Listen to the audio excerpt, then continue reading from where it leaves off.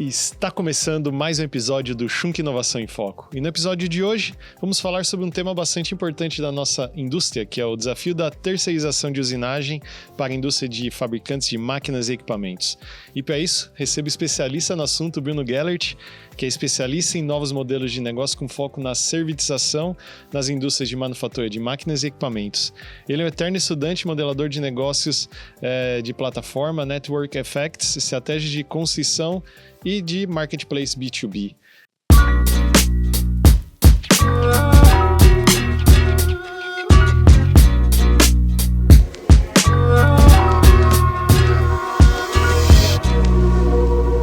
Bruno, muito obrigado pela sua presença. É um prazer tê-lo aqui com a gente e eu acho que esse tema aqui vai ser bastante útil para todos os nossos clientes. Muito obrigado, Bruno. Eu que agradeço a oportunidade de falar um pouco mais sobre esse tema e debater com vocês e com a audiência aí do podcast da Schunk. Muito bom. Como todos sabem, o nosso podcast aí tem como grande foco trazer essa inovação, trazer tecnologia. E esse é um tema que a gente não falou ainda aqui no nosso podcast, Bruno. Mas acho que antes da gente entrar nesse tema a fundo, conta um pouquinho pra gente aí da sua trajetória. Eu esqueci de mencionar que o Bruno também ele é o co-founder e CEO da PeerDustry. Eu acho que a gente vai entrar um pouquinho mais em detalhes aí sobre o que é a PeerDustry no nossa conversa de hoje. Bruno, a palavra é sua. Legal. Bom, novamente, obrigado. Contar um pouquinho da minha trajetória. Eu sou paulista e acabei indo estudar engenharia em Santa Catarina. Fui fazer engenharia de materiais na Federal de Santa Catarina. E na época estava um movimento grande de inovação dentro da universidade. E eu acabei, ao me formar, começando a trabalhar numa empresa que estava surgindo dentro da universidade. E dois amigos meus estavam querendo iniciar a fabricação de lasers industriais. Eles tinham ido para um Fraunhofer, estudado no intercâmbio com a universidade. E eu comecei minha trajetória ali. Escolhemos o laser de gravação. Isso foi em 2010. E então a gente começou a trajetória do laser de gravação no Brasil, para metais principalmente. Fiquei um bom tempo, até 2016. Fomos assim precursores do laser de gravação nessa época. Mudou muito esse mercado de laser de lá para cá. A empresa era uma startup dentro da universidade, cresceu, ela teve uma trajetória super legal. Em 2016 para 2017 eu acabei saindo para iniciar o que é a PeerDustry hoje. Aí a gente vai falar um pouquinho mais dos motivadores e tudo mais. No meio do caminho fiz um MBA em estratégias de negócio na AGV. Eu queria abrir um pouco mais a cabeça da área técnica, né, para uma área um pouco mais de negócios. E basicamente é isso assim, que pavimentou o meu caminho até aqui. Muito bom, muito bom. Como vocês podem ver aí, o Bruno sempre trabalhou aí focado na inovação e é o que é justamente o foco do nosso dia a dia. Mas para o nosso público entender, o que é a PeerDustry, Bruno? Conta Legal. Um pouquinho para o nosso público aqui. Legal. Bom, a gente começou, agora voltando ali para 2016, né?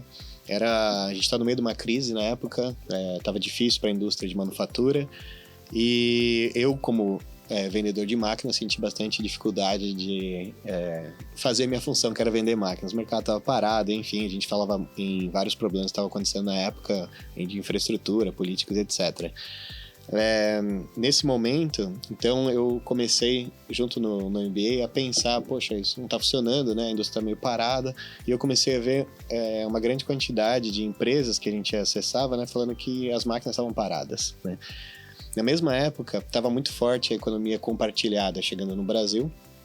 Então, aquele tema de apartamentos no aplicativo, carros e transporte em outro aplicativo.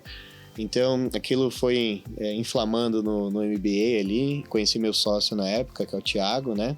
E a gente foi desenvolvendo a ideia de como trazer essa história da economia compartilhada para a manufatura. Já que se existiam apartamentos e casas vazias e carros não sendo utilizados, por que não a máquina industrial?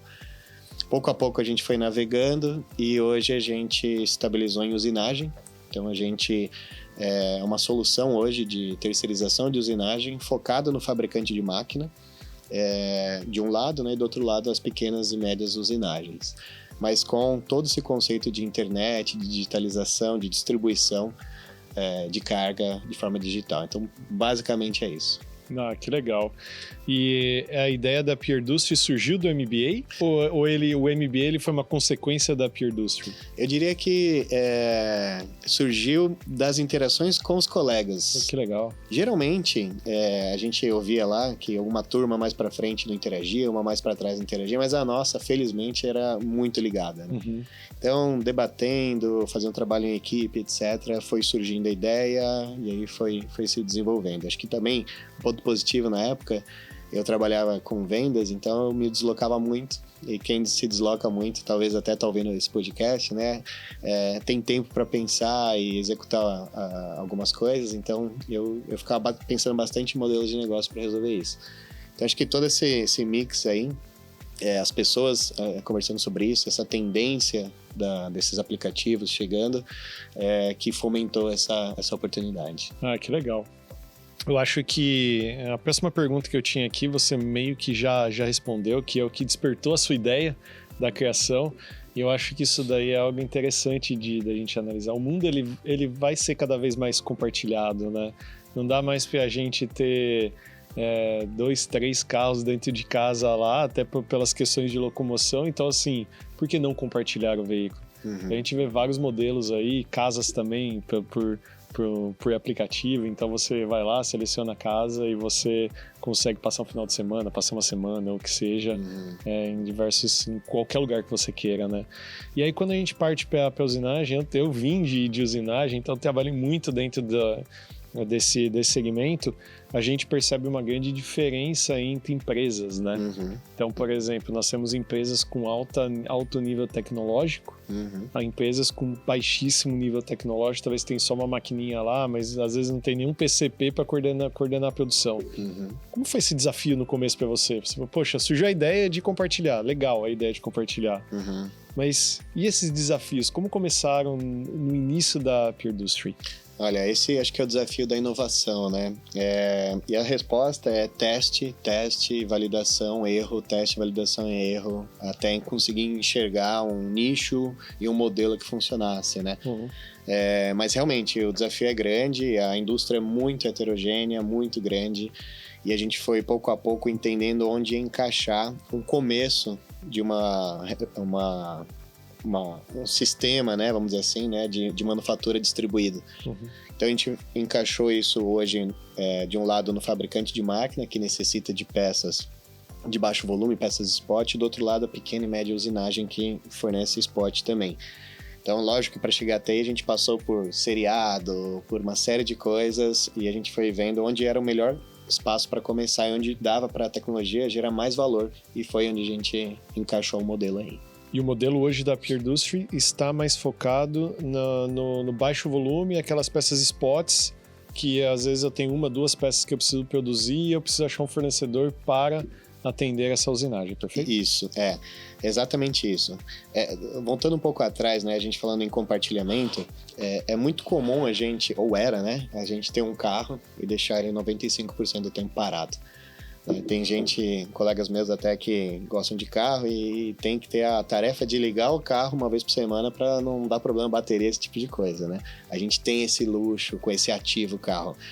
Mas a gente não deveria ter esse mesmo luxo com o equipamento. Então, acho que cada país está encontrando sua vocação econômica, de manufatura, etc. E aqui no Brasil a gente sofre com um problema, na minha visão, que a gente tem uma quantidade grande de pessoas, mas o mercado é pequeno, porque a renda é baixa. Então, a gente tem a falsa sensação que a gente tem escala, e a gente não tem escala. Quem nasce sabendo que não tem escala vai exportar, Japão, Coreia e etc. Quem nasce com um grande mercado interno vai nutrir o mercado interno. E a gente está no meio do caminho. Então, a gente não tem um mercado interno gigante e nem exporta fortemente. Quando a gente começa a entender, ok, o que a gente pode fazer, eu lembro que em 2014 eu fui pegar uma pesquisa da Fiesp, aquele índice de nível de utilização da capacidade instalada, o NUSI. E eu sempre via números ali na faixa de 70%, 80%, dependendo da época da economia, né? Só que eu andava na rua e eu não enxergava esse 70%. Me parecia muito menos. E aí eu fui pesquisar, achei uma pesquisa da Fiesp aprofundando como que ela fazia essa pesquisa. E eu entendi que basicamente é um formulário que é entregue para vários industriais, onde se pergunta qual que é a sua utilização, de 0 a 10, 10 a 20, etc. Só que ninguém define a quantidade de turnos. E essa pesquisa que eu li, ela perguntava também quantos turnos estava na sua cabeça quando você respondia aquela pesquisa. E a verdade é que esse estudo dizia que era 1,6 a média. Então, quando fala 100%, a média era 1,6 turnos. Ou seja, a gente tem a visão que usar muito uma fábrica é usar 1 turno e meio. Então, quando você faz uma avaliação, né, para 22 horas trabalhadas, máquinas rodando, etc., com aquilo, nosso NUSE teórico, na minha cabeça, cai lá para 30%, 40%. Então, é lógico que a gente não vai ser competitivo se o ativo, que é a parte mais cara da produção, a gente usa pouco e não vai diluir no custo fixo. Então, basicamente, acho que isso está por trás aí do conceito de compartilhamento, que é muito relevante para a indústria, entendendo o custo do ativo. Só que aí a gente vai cair em questões culturais, né? De compartilhar, de ver o concorrente como um parceiro para algumas atividades, entre outras coisas. Então, eu acho que o desafio é grande, mas a oportunidade é grande também. Quanto maior é o desafio, maior é a oportunidade. Né? E o que é legal de ver e pegando um pouco do que você falou até, a gente tem... a gente começa a conversar com empresários de norte a sul do país e a gente começa a entender que o conceito produtividade não está claro para todos eles. E que, às vezes, como você próprio disse, né? Ele trabalhando um turno, para ele, os outros 2 turnos que ele poderia estar trabalhando não é custo. E é custo. É custo. É custo. Se você for analisar com a sua produtividade, você tem sim que considerar o tempo que a sua máquina está parada sem produzir. Porque aquilo lá está impactando o resultado da sua empresa de alguma forma. E a gente sempre fala, né? Nós como Schunk aqui, a gente sempre fala, o cliente ele precisa ter a máquina rodando 100% do tempo. É isso aí. E 100% do tempo não significa só um turno, significa as 22 horas que você disse, né? Ou pelo menos o mais próximo disso. E é engraçado, eu não sabia desse estudo aí da Fiesp, mas faz muito sentido, né? Faz. E aí você começa a analisar, baseado do que nós vemos no mercado. Quando você começou a falar 70%, a minha cabeça já começou a rodar. Como assim 70%? Mas aí agora eu entendi quais foram as métricas. Né? Aí sai lá no Jornal Nacional, né? 80%, você fala, pô, tá bom a indústria, né? Não é bem assim. Não é bem assim. Exatamente. Pensando em produtividade. E a gente, como empresas que trabalham para a indústria, acho que o nosso grande desafio é fazer com que esse conceito seja alterado também na mentalidade, né? Exato. Só que assim, se você analisar a formação, a gente veio falando antes de começar o podcast, né? Como que é a formação dessas pessoas que estão na indústria hoje? Às vezes eles não tiveram esse conceito lá atrás, aquele conceito econômico, aquele conceito industrial e tudo mais, e foi passando de geração em geração, e às vezes acabou se perdendo. Eu sempre fiz assim. E é onde a gente tem os grandes problemas, né, Bruno? E aqueles temas, né, que viram verdade, por exemplo, o segundo turno não dá certo, é muito difícil, porque é difícil arrumar um time para trabalhar nesse horário. O terceiro mesmo é impraticável, porque é muito caro, não vale a pena. Então a gente, isso não estou falando que é mentira, né? É lógico que tem a sua razão. Mas hoje em dia existem tecnologias para isso ser diferente, né? A gente sabe de automação, por exemplo, a gente vê várias soluções de automação de usinagem de baixo volume, por exemplo, né? Que podem operar 24 horas com uma pessoa olhando, ou até remota, né? Então, acho que a gente tem essas verdades que uma nova geração começa baseado nelas sem questionar. Porque ela cresceu ouvindo isso. O segundo turno não dá certo, etc, etc. Mas, enquanto a gente não tem a escala como um país, a gente não vai ser competitivo usando 1/3 do custo fixo da máquina versus outros países que estão usando automação completa, etc. E eu não sei se você vai concordar comigo, mas o que a gente vê hoje eu trabalho um turno, aí eu encho o meu primeiro turno. Em vez de eu colocar o segundo turno e fazer a máquina produzir, eu vou lá e compro uma máquina nova. Exato. Não, exato. Eu vejo muito disso. Relatos assim, né, a gente anda muito aí no mercado, né? Empresas que ofertaram um sistema de monitoramento para o seu equipamento. E aí, a nível de teste, aí o cliente fala, opa, peraí, tá errado, né? Aí vai lá ver o que acontece. Quando você vê o dado da utilização do equipamento, você realmente não precisaria comprar outro, eventualmente. Você precisaria usar mais aquele lá. E isso é difícil de enxergar sem a digitalização. Porque como que você enxerga isso do jeito tradicional? Ou você senta do lado da máquina, fica o dia inteiro observando ela e anotando para ver se é alguma coisa, ou você coloca o sistema de monitoramento, etc., que vai entregar dados que você talvez não acredite que está acontecendo. Então, a gente não sabe nem tempo de parada, setup, o que acontece. Quando você vê os dados, é alarmante. Mas, de um ponto de vista positivo, eu estou falando que a gente tem condição de fazer mais com o investimento já feito. Né? Exatamente, muito legal. E falando da Peer Industry, como que funciona o processo da Peer Industry? Por exemplo, eu tenho a minha usinagem e eu quero entrar dentro da plataforma da Peer Industry. Como que funciona? E aí também eu vou te perguntar depois, como que funciona para a pessoa que está demandando de um serviço para contratar para a usinagem? Como que a Peer Industry faz essa intermediação? Legal.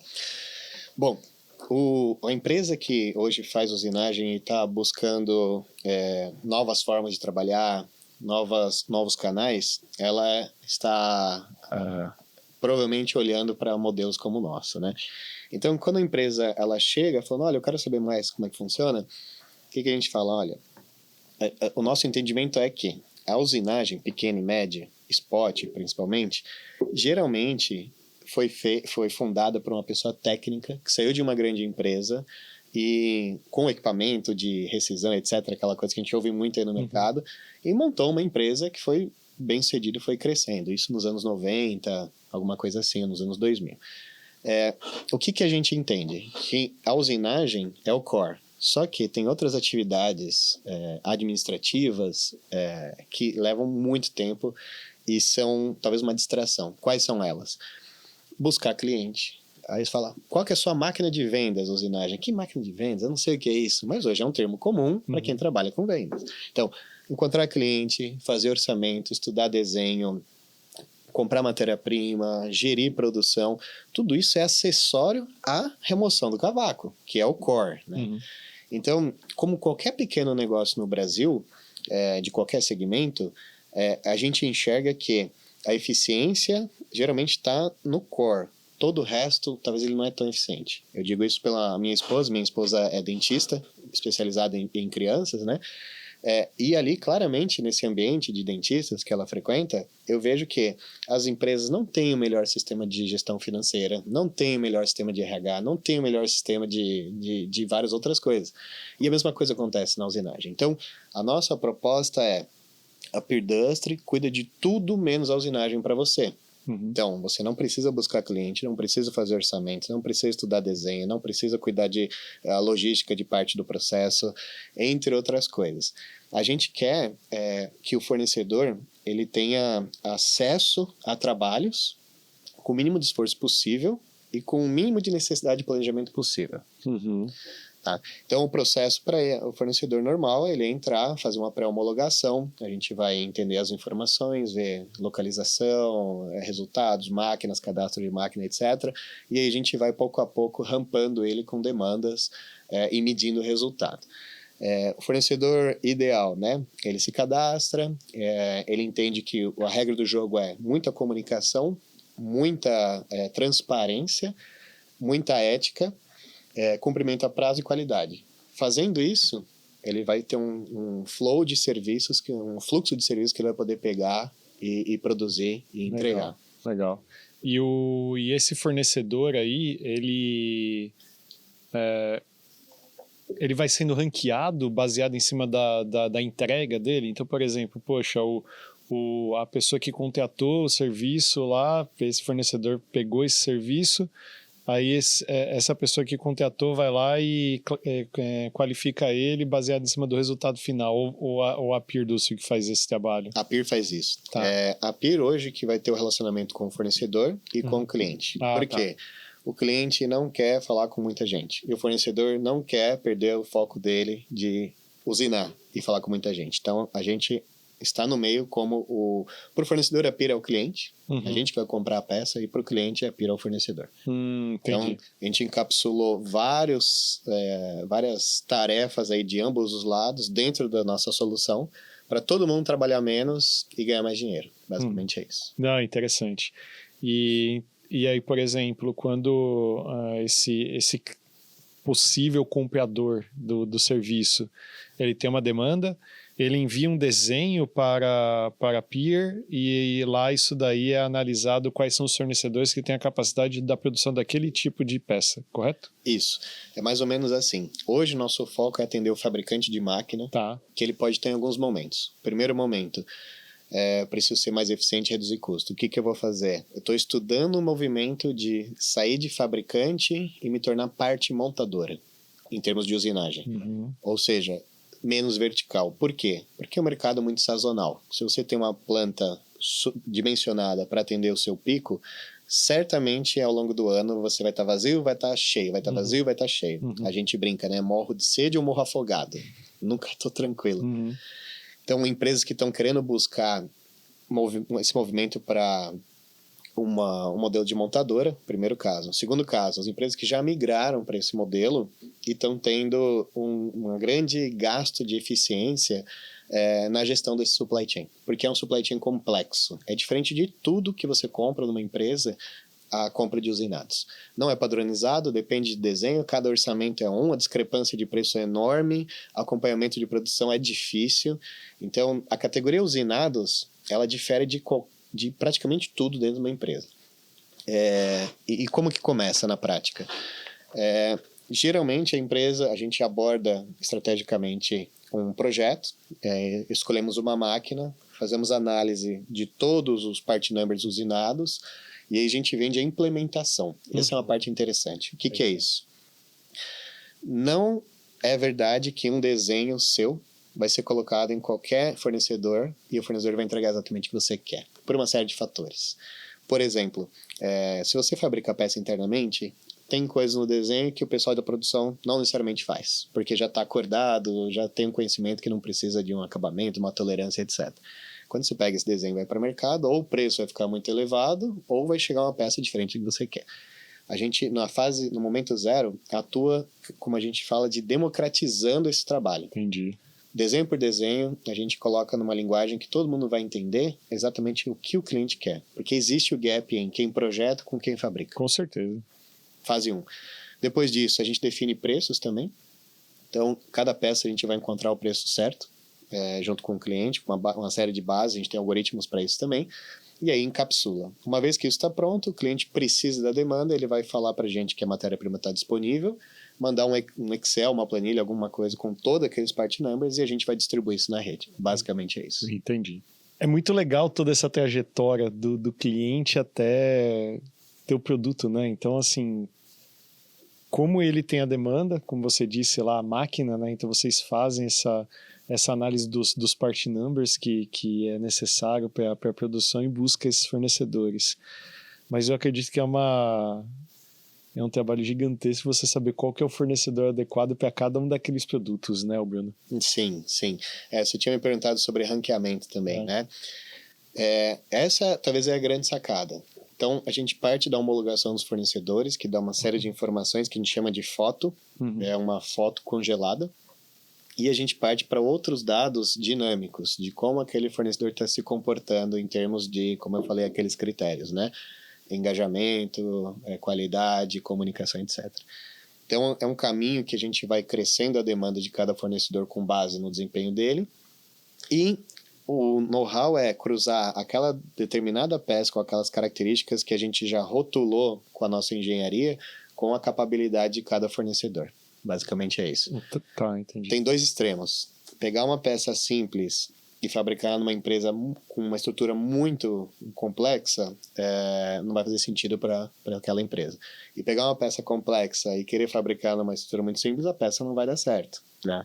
Então, realmente, parte do nosso know-how é esse cruzamento de peça certa para fornecedor certo, que a gente chama de categorias, né? Então, basicamente isso. Você usa algum sistema de inteligência artificial para fazer esse ranqueamento aí, essa seleção? Ou você tem uma equipe que faz esse trabalho dentro da Peer? Os dois. Tá. Hoje a gente tem processos e dados, gestão de dados, e a gente está implementando ferramentas com inteligência artificial, que fazem um trabalho fenomenal, né? A gente está realmente vendo assim, a evolução para os processos internos que a AI está conseguindo entregar. Então, para a gente, eu diria que praticamente todos os processos e áreas dentro da Peer tem inteligência artificial sendo aplicada diariamente. Eu diria até que o segundo monitor de muitas pessoas ali é ferramentas de inteligência artificial para auxiliar no dia a dia. Nossa, que legal. E é interessante ver, a gente teve recentemente um podcast falando somente sobre inteligência artificial. E assim, a inteligência artificial ela já está integrada na indústria, mas se as empresas souberem usar ela de uma maneira mais eficiente, elas vão estar passos e passos à frente das outras, dos concorrentes e das outras empresas, né, Bruno? Com certeza. Eu acho que até tarefas de escritório hoje em dia, quando você vê o potencial que as ferramentas mais simples conseguem te ajudar, é inacreditável. Tem muita conversa, muita insegurança em relação a dados, né? Mas hoje plataformas aí, ferramentas que você compra como empresa já tem uma proteção de dados assim super relevante. Então, eu vejo a inteligência artificial como a nova era da informática, brincando assim, né? Se antes você tinha que digitar um papel, apagar com o liquid paper e o computador ajudou bastante, a inteligência artificial é o próximo salto de produtividade que eu diria que já está bem difundido. Quem não está usando está, eu diria, bem atrasado. Com certeza. E é engraçado, né? Hoje você não precisa mais saber escrever certinho não uma tese, mas, por exemplo, um e-mail, se comunicar com o seu cliente. Eu não tenho tanto conhecimento. Se você souber fazer a pergunta para a inteligência artificial, ela vai te dar uma resposta fantástica como você se comunicar também, né, Bruno? Eu diria que é bem isso. O desafio agora é como trabalhar com isso. Né? Você saber usar as ferramentas. Que a gente fala do prompt engineering, né? Que é a engenharia de pergunta, vamos dizer assim, né? Hoje é mais importante você saber perguntar do que você saber a resposta. Exatamente. Não, muito legal.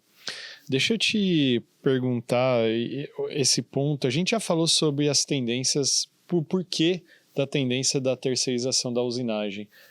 Mas você acha que o mercado, ele chegando num ponto de estabilização, então que as empresas elas entendam que elas precisam cada vez mais investir em tecnologia para ocupar a fábrica, você ainda assim acredita que a terceirização ela continua sendo uma tendência para longo prazo dentro desse segmento também? Sim. É muito difícil fugir dos ciclos sazonais para o fabricante de máquina. Então, cada segmento vai ter um ciclo específico, mas eu não encontrei segmentos acíclicos, por enquanto. Ou muito pouco, né? Então, como você convive de forma eficiente para um mercado que às vezes está demandando muito, às vezes demandando pouco? Ou você tem uma estrutura mais inchada, ou você dimensiona ela para baixo e usa o as a service, o como serviço. Exemplo da nossa vida real. Antigamente, nos anos 90, 80, né, era comum a família ter 2, 3, 4 carros. Hoje, o perfil de consumo, né, o carro da família é um carro mais robusto, né, maior, etc. E o segundo, terceiro carro é on demand, é sobre demanda, né, é o Uber, é qualquer outro aplicativo ali. Então, me parece que trazer soluções de terceirização de usinagem ajuda a empresa a ter uma dimensão mais saudável. Hoje todo mundo quer ser mais flexível e mais enxuto.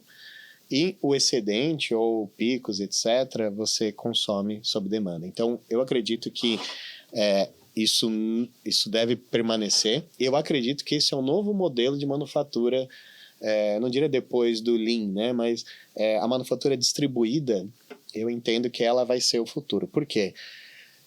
A capacidade distribuída industrial, uma vez que conectada, ela vai conseguir oferecer capacidade produtiva para quem precisa e, ao mesmo tempo, ocupar o equipamento existente. Então, a gente passa por um momento que parte da produção em escala a gente consegue fazer se ela for distribuída com a mesma eficiência de uma produção em escala de alto volume. Legal. E o nosso mercado ele tem grandes desafios, né, Brilo? Muito. Você vem homologando fornecedores, você tem recebido as demandas dos clientes e eu acho que você já deve ter uma base muito grande aí dos grandes desafios que a gente tem no mercado. Como que você enxerga, quais os principais desafios você enxerga hoje falando de mercado nacional de usinagem? Como que você vê isso? Tá. Do mercado ou dos desafios da Peer para o mercado? Vamos dizer, desafios da Peer para o mercado. Como que você enxerga isso daí? Eu diria que o maior desafio é o desafio da inovação. Você trazer algo novo. Então, do lado do fabricante de máquina ou da usinagem, a gente claramente vê que quem está usando é quem está mais na frente. Quem está mais arrojado nos pensamentos, nos processos e tudo mais.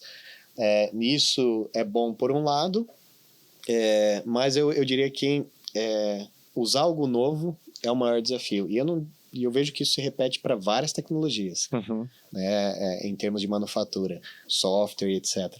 Então, eu diria que, de longe, esse é o maior desafio. Algo novo e as pessoas prontas para testarem algo novo.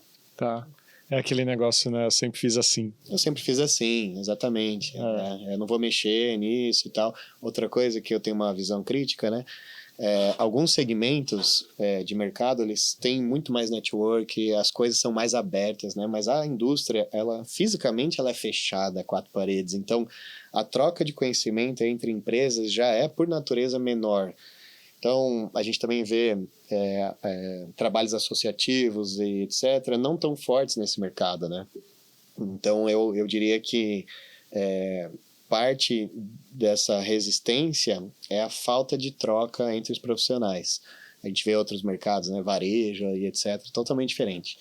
Então, eu acho que esse é o maior desafio na base ali para qualquer coisa nova. Né? Entendi.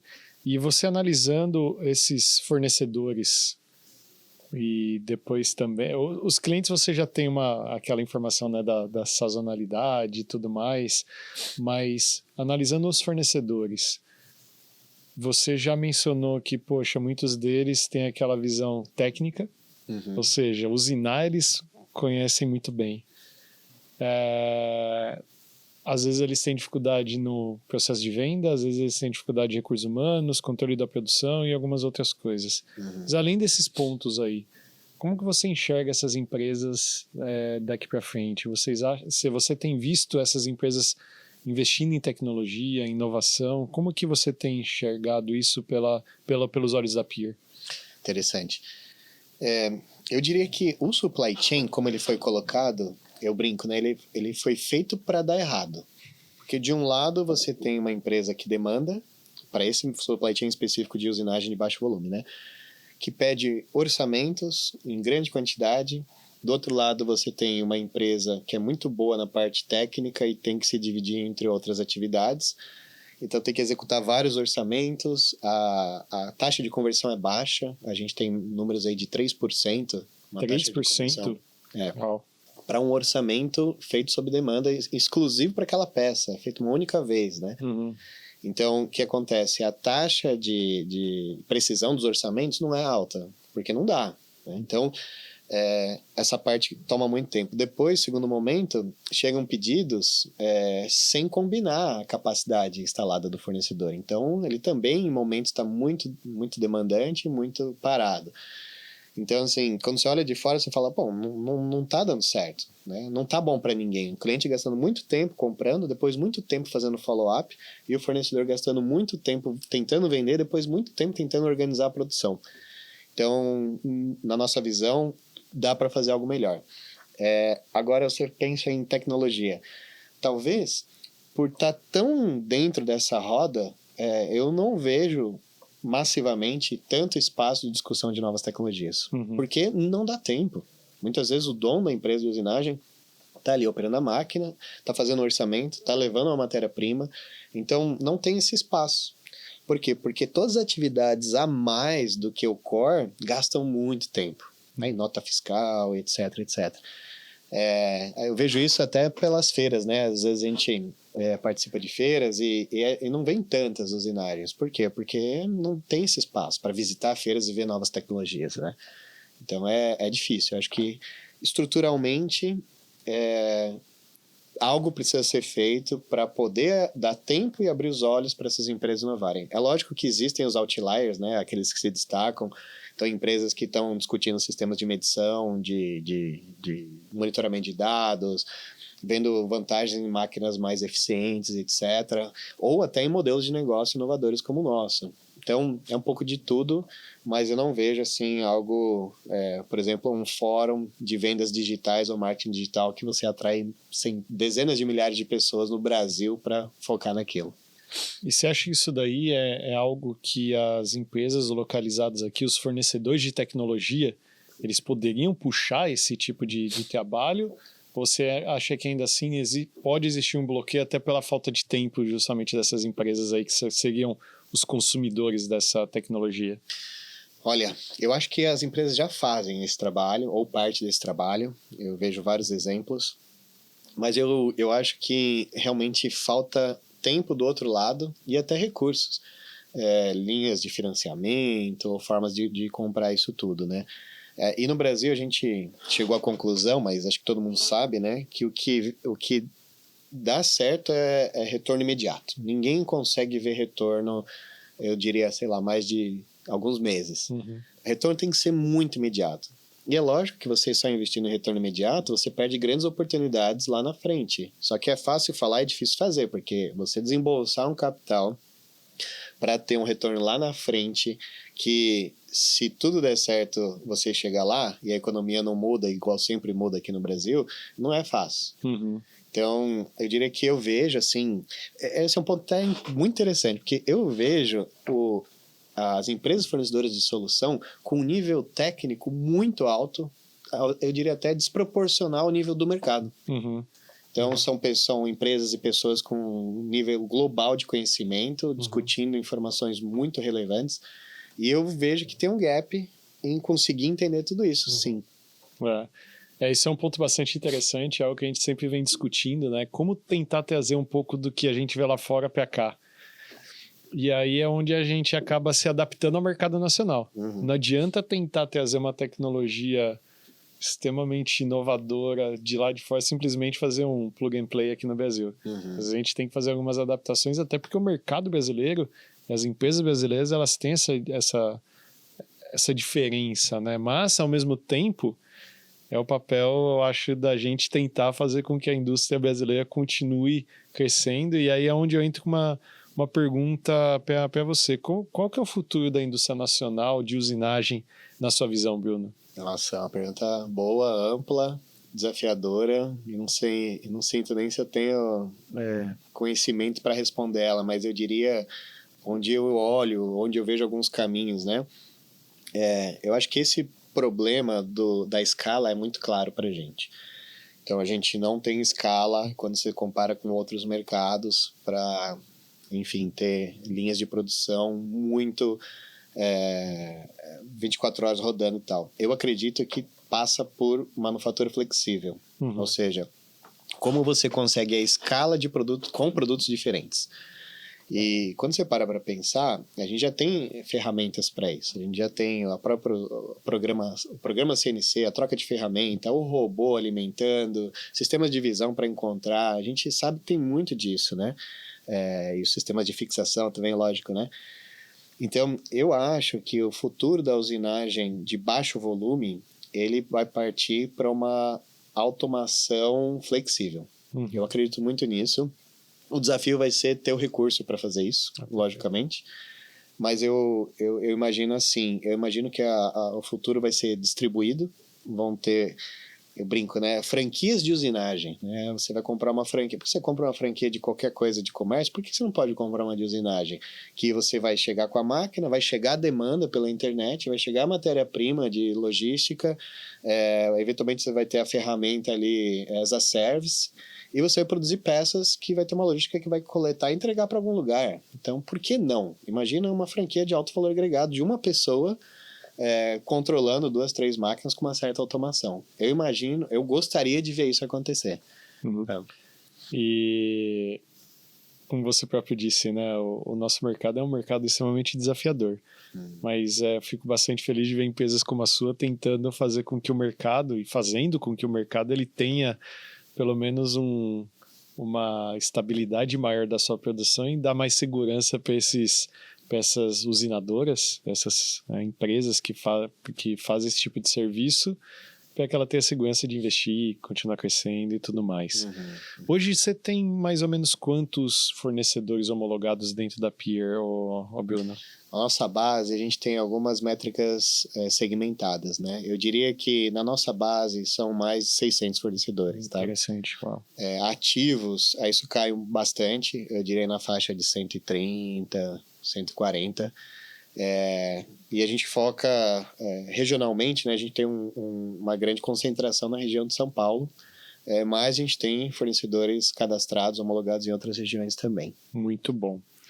Bruno, a gente está chegando muito perto do nosso final do nosso podcast aqui. Eu acho que é um assunto bastante interessante para todo o nosso público aqui. E eu abro espaço para você deixar uma mensagem final para o público, falar mais um pouquinho da Pier. Fica à vontade, o espaço é seu, Bruno. Legal, Myron, obrigado. Eu acho que uma mensagem final que eu queria deixar é questionar como a gente faz as coisas hoje. Acho que essa é a primeira mensagem. Uma vez questionando como a gente faz as coisas, existem oportunidades para a gente melhorar ou trazer novas tecnologias. Aí eu não falo só de Pier, né? Eu falo de qualquer outra tecnologia. Desde o processo de manufatura, né? Eu lembro que quando começou, eu trabalhava com laser, né? Uma das grandes vantagens do laser de alta potência, lá em 2008, 2010, era, para utilização de solda, né? Era soldar com uma eficiência muito grande, porém exigia que a peça venha bem preparada. E para ela vir bem preparada, exigia um processo de corte e um processo de dobra muito bem feita, né? Então, às vezes, olhar alguma coisa isolada não funciona. Você fala, vou comprar um laser de solda que não funciona, ok. Agora, se você conseguir investir numa linha inteira automatizada com a tecnologia conversando entre ela, de fato você consegue uma produtividade que não existe, né? E aí passa de novo pela flexibilidade que eu falo bastante. Agora, com a Pier, eu realmente, deixando uma mensagem, né? Eu acredito que o fabricante de máquina que migrar para um modelo parcial de montadora pode ter benefícios em ter uma estrutura mais enxuta, e uma vez que ele decide fazer isso do jeito tradicional, o esforço é muito grande, e fazer isso por um supply chain digital como o nosso, o esforço é muito baixo. Então vale a pena conhecer, vale a pena testar, porque dá resultado a curto prazo, que é o que a gente muito sabe bom. Que precisa. E para o fornecedor, a gente está aqui ajudando as duas partes. Eu não gosto de falar, isso não funciona porque o cliente é ruim ou porque o fornecedor é ruim, não. Empresas boas sofrem com um supply chain deficiente, né? Então o modelo é ruim, na minha opinião. Então a gente consegue ajudar o fornecedor a focar no que ele é bom, ter uma rede um fluxo de trabalhos mais eficiente, com menos esforço, e conseguir ter mais fôlego para investir em novas tecnologias, se capacitar e, de fato, construir uma empresa mais sólida. Muito bom, muito bom. Bruno, como que o pessoal encontra a Pier? Como encontra o Bruno nas redes sociais, no website? Como que o pessoal consegue fazer contato com vocês? Bom, o site é peerdustry.com, acho que vai estar escrito em algum lugar. A gente vai colocar o link no nosso... No link da tagzinha, exatamente. Legal, o nome surgiu para ser global, então localmente não é muito fácil de falar mesmo. E Bruno, é bem fácil achar Bruno Diesel Gellert no LinkedIn, então me adicionem lá tem meus contatos, telefone, tem tudo. Quem quiser falar comigo é só entrar em contato. Muito bom, Bruno. Mais uma vez, muito obrigado pela sua presença. Não podia deixar de agradecer também a Isabela e o Henrique, que estão sempre aqui por detrás das câmeras, suportando a gente no podcast. Para vocês que querem seguir a Schunk nas redes sociais, tem bastante novidade toda semana lá. A gente está no Instagram e no Facebook SchunkBR, no LinkedIn Schunk Brasil. Espero que vocês tenham gostado desse episódio, assim como eu gostei. E em breve, com certeza, a gente vai ter outras oportunidades de estar falando aí. Espero que para você também tenha sido muito proveitoso, Bruno. Foi sim, obrigado pela oportunidade de novo. Vamos em frente. Muito bom. Pessoal, mais uma vez, espero que vocês tenham gostado do episódio. Espero vocês no próximo. Até mais e tchau.